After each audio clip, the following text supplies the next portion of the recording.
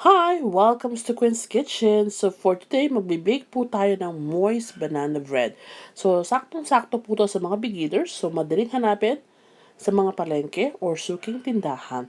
So let's start. So ito po, nabili po namin yung overripe banana sa palengke sa Pangpang dito sa Angeles. So this is around 15 to 16 pieces.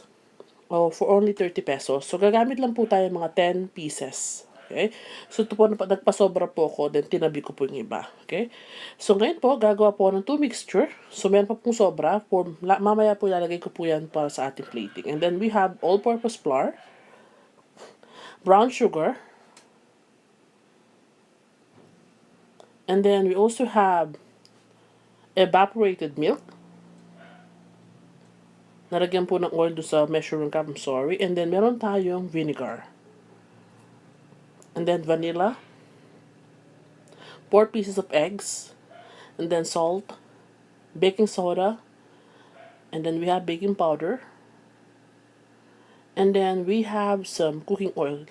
If ayaw nyo po ng cooking oil, you can use margarine or butter. Okay? So, yan lang po yung mga kailangan natin na ingredients for today, moist banana bread. So, let's start baking. So, ngayon po, gagamit ako ng stand mixer. Pero pag wala po kayo, pwede kayong gumamit ng potato smasher. Right? So, pwede ko yung gumamit ng, pag wala pa rin po ng ganun, pwede po kayong gumamit ng tinidor. Okay? So, for today, gagamit po ako ng stand mixer para mabilis kasi mayroon pa po akong ibang binibig. Okay? So, ito po, dahil overripe na po yung ating banana or saging, madali na po siyang mix. So, nakita niyo po, madaling-madali. So, hinayaan ko po siyang mamix, pero meron pa rin mga onting buo-buo para meron pong texture pag kinakain natin yung banana bread. So, yan po siya. Actually, sa 12 pieces or 13 pieces na bananas, makagawa po tayo ng 5.5 cups. So, I just need 4. So, tinabi ko po yung atin 1.5. So, I just use 4 cups po yung nilagay ko dito sa stand mixer. Okay? And then, nalagay ko po yung atin brown sugar. So, you can use white sugar, pero mas maganda, mas moist po siya pag brown sugar yung ginamit. And then, I put the egg, and then the vanilla. So by the way, the exact measurement, you can see that one below in the description box. Kindly check it later. Okay? And then, minix ko lang po siya. So, kung stand mixer po yung ginagamit nila, wag po nilang paka high speed, baka tumapon, lalo na pag wala siyang cover. Okay? Pero kung wala po kayong stand mixer, that is salt. So, I put the salt, and then meron po tayong flour, and then all-purpose flour, baking soda, and baking powder. Nakasip na po lahat na yan. So, sinip ko na po siya before ko po nilagay dyan. Okay, and then lalagay na po natin siya. And then, I will try to mix it using a spatula before ko po gamitin yung stand mixer. Why? Kasi pag hindi ko po ginawa to, so kakalat po siya. Diba? Yung pong flour. So, sayang naman po yung matatapon. So, yun po yung ginagawa ko para walang masyadong sayang. Magagamit po natin lahat ng ingredients. Okay? And then, try to scrape the bowl occasionally. Lalo na kung katulad po sa akin, wala pong scraper yung aking paddle attachment. Kasi may mga bago po ngayon, may mga scraper na yung paddle attachment. So, that's fine.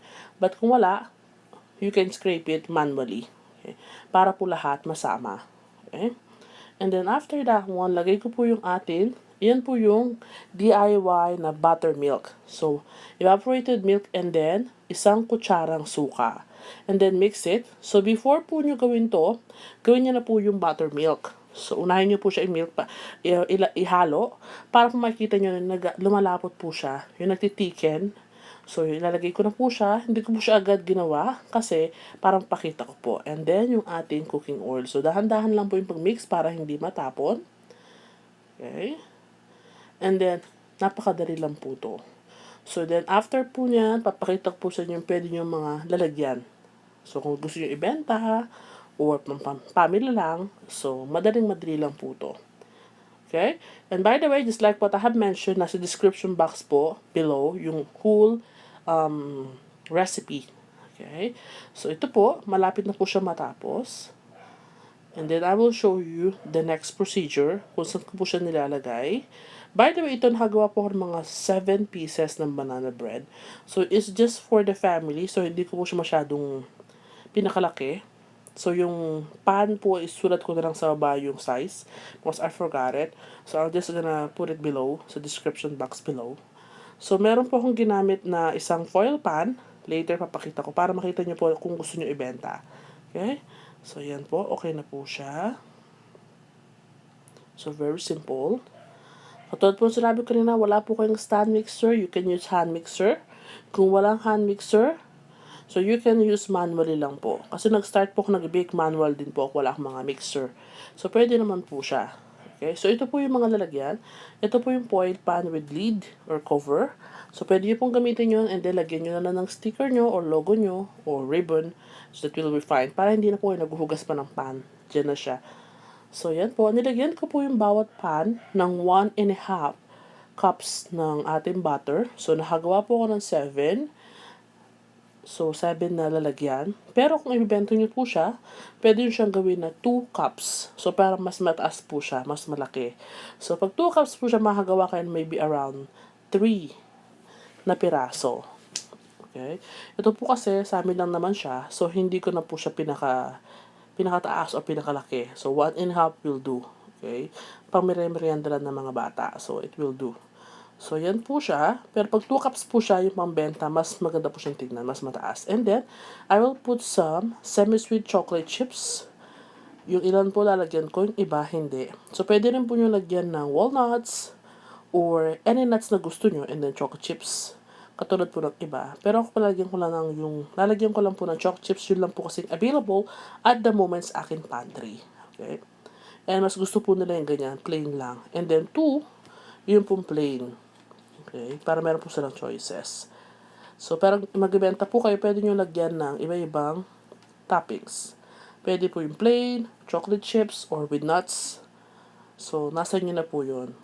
Okay? And then, kuha po ko ng scraper, nilagyan ko po ng oil, lagay ko po sa gilid, or sa middle, para magkaroon po siya ng yung parang biyak po sa gitna, yung magandang tignan. So, yan po. And then, after po niya, ilalagay ko na po sa oven, and then, i-bake ko po siya for about 30 to 40 minutes, depende po sa init ng inyong oven. 350 Fahrenheit po yung sa akin. So, yan, binake ko po ng 35 to 40. So, check nyo na lang po. So, kuha ko yun ng toothpick, or maybe yung barbecue stick, check nyo po, wala na po sumama, okay na siya. So, yan na po siya. So, yan, very moist po yan. So, makikita nyo, look, how moist is it. Diba? Moist na moist po yan. So, kahit na po ilang days, mga a week na po yan, na nasa labas, moist pa rin. O kaya ilagay nyo sa ref, it will do. So, 1 to 2 weeks, paglabas nyo pa rin, moist pa rin po siya. Stay nyo lang po sa room temperature around 30 minutes and it will go back. Babalik po sa pagka-moist niya. Okay? Sa paglambot. Malambot po siya. So, try it at home. So, madaling-madali lang po. But if you don't have time, you know what to do. You can order from my kitchen. But if you have time, try it. Madaling-madali lang naman po siya. Okay? So, thank you so much for watching. And if you have time or if you like my videos, please subscribe, like, and hit the bell button to be notified. Thank you. Bye.